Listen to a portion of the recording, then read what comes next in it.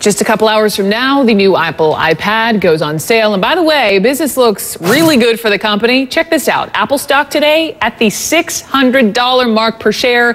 Folks, that is the highest ever.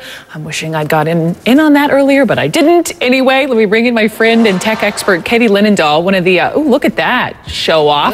Show off, Katie Linendahl, with your iPad, which I'm told it's not, you don't call it the iPad 3, it's just the iPad. Tell me about it. That is correct. I actually asked Apple about that because I, like many, was mind blown at the event. I'm like, what's the name of it? Is anybody else totally confused here? And they're like, listen, you don't call your MacBook a MacBook 5 or an Apple TV 3. It's just the iPad. And as you can see here, you might not even know which one's the difference. This is an iPad 2. This is the new iPad in hands a little early. And you can't see on your TV screen, but one of those big features that's being touted is this Retina display. It's so, they have actually doubled the resolution on the iPad 2. You can't even see how clear and crisp it is because it won't come through on your TV, but that is one of the notable differences. And I just want to really quickly, for the consumer out there, tell you what's different about the new iPad and should you purchase. Yes, walk me through. We talked about that display, double the resolution. Also, a big one for me is the camera, 5-megapixel camera right now. I'll show you some photos that I actually took. Makes a big difference for me.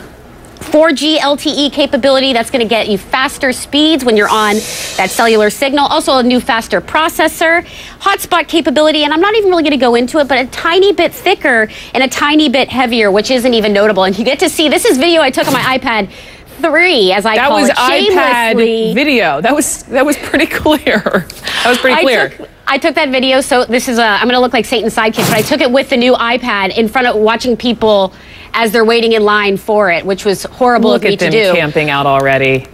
Yes. What about this upgrade? I know the upgrade costs money. Is it worth it? It's a good question. It depends on the user. I say if you haven't had a tablet before, you've been looking to purchase the iPad, perfect time to do it, in short. If you're an iPad 2 user and you're a power user, probably also can justify making the upgrade. However, if you don't use your iPad 2 a lot, I think it's worth sticking with that iPad 2. Remember, they're keeping iPad 2 on the market for $100 cheaper. This is a nice little option to have for somebody that's on a bargain budget. I mean, when we talk sales, I'm sure they're anticipating huge sales with all those people already waiting for it, right? Pre-orders already sold out. I know a few of my friends that have tried to purchase online are actually waiting weeks out.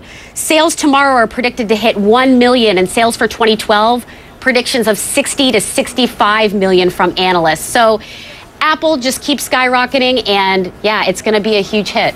So is that yours? Do you get to keep that?